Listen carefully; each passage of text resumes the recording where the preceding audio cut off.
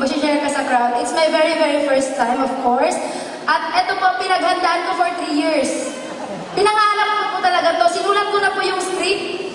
Kaya lang sa sobrang haba, hindi ko na binitbit kasi baka hindi po tayo matapos.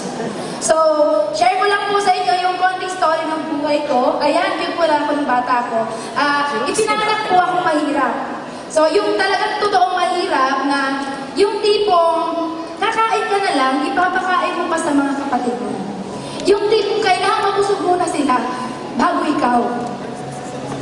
Mahaba po kasi nag-separate yung parents ko kasi siguro 8 na kami magkakapatid. Sa kanila na-realize na hindi nila mahal yung isa't isa.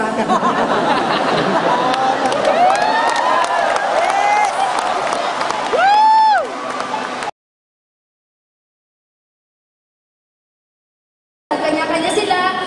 Yung nanay, nag-asawa ng iba. Yung tatay, nag-asawa ng iba. Siyempre, ako po yung naiwan sa gitna. Ako po yung naging ina at ama. Yung mga kapatid ko, bigla-bigla. Wala pa akong choice, hindi ko po sila pwedeng takbuhan. Kasi mga mahal ko po sila.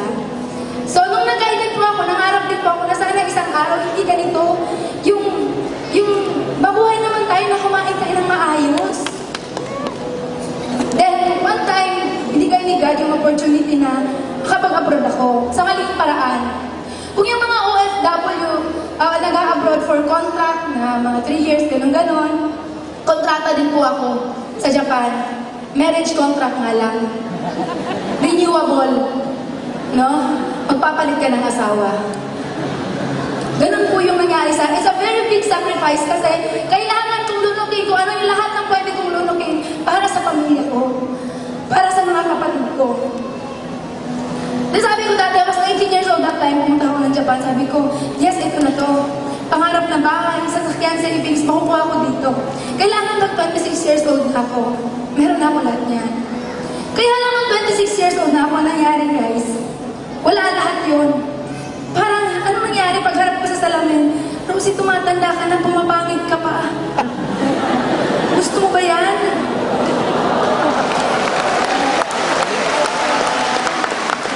Walang babae na gustong humarap sa salamin. Natitingnan yung sarili niya na, grabe, ang pangit-pangit mo. Walang babaeng ganun.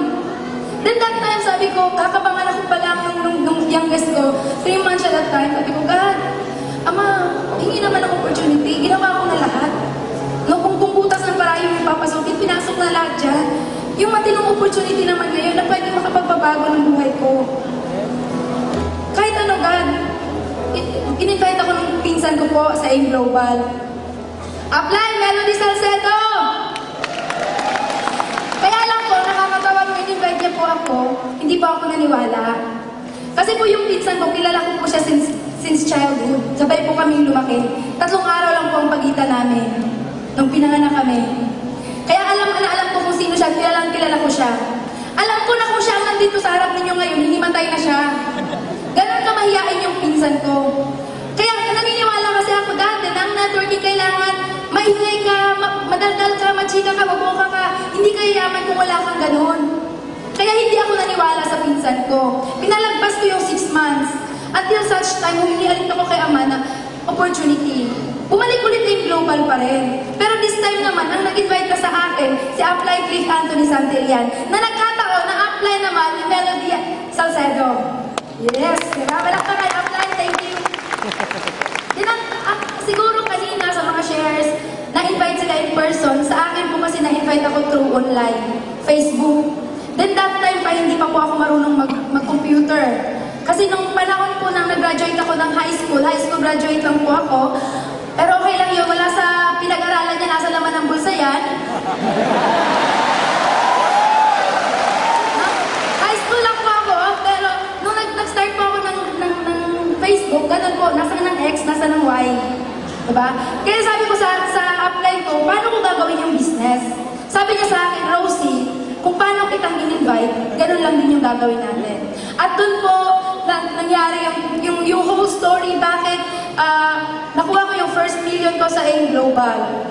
Diba? Sa Japan, lagi sinasabi nung ginagawa ko yung network sa Japan, maraming mga 40 years na sa Japan, 30 years, 20 years na sabi, Rosie, tulungan mo ako. Tulungan mo akong gawin yung business. Kasi gusto ko nang umuwi sa Pilipinas for good. Pilipinas. Nung umuwi ako last April, sabi, mga kabataan, ate, tulungan mo naman ako. Tulungan mo ako makahanap ng akong puntang Japan. Kasi gusto ko mag-abroad. Gusto ko maiahon yung pamilya ko sa kahirapan. Isipin niyo yun, Pilipinas, Japan, yung mga nandun gusto umuwi sa Pilipinas, yung mga nasa Pilipinas gusto umuwi doon. Parehong reason, gustong maiahon sa kahirapan at gustong maiahon yung pamilya sa kahirapan, makasama yung mga mahal sa buhay. Diba? Pera yung naghahati sa dalawang bansa. Pera yung naglalayo sa pamilya. Diba? Yung magulang sa anak, kapatid sa kapatid. Akala ng iba, OFW, bayani. Oo, pagpalagay na natin, oo, yes. Marami natutulungan yung mga OFW. Pero yung mga OFW, marami ding pamilyang sinira. Mga anak na nagkaanak na lang din nang wala yung mga magulang. Diba? Guys,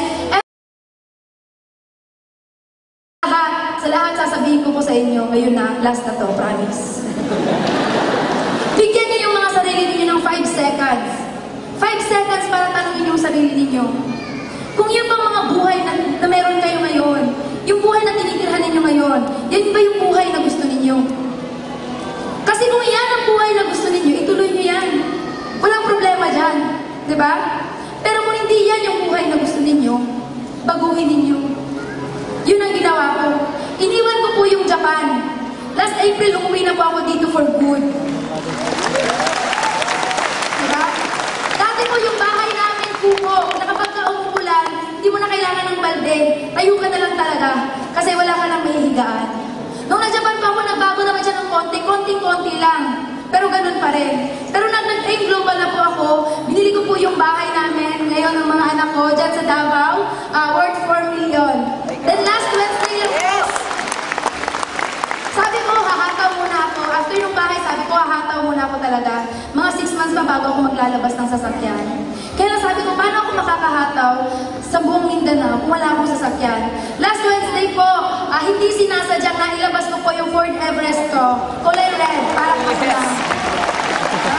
Thank you so much. Sana may natutunan kayo sa mga sinabi ko. And of course, Avon Dragon! Mga Dragon! Thank you so much sa suporta sa grupo. Upline Alburo family, thank you so much. At lalong-lalo na sa aking mga international partners from Hong Kong, Riyadh, Singapore, Cyprus, Canada, at lahat-lahat na. Thank you po. Maraming salamat.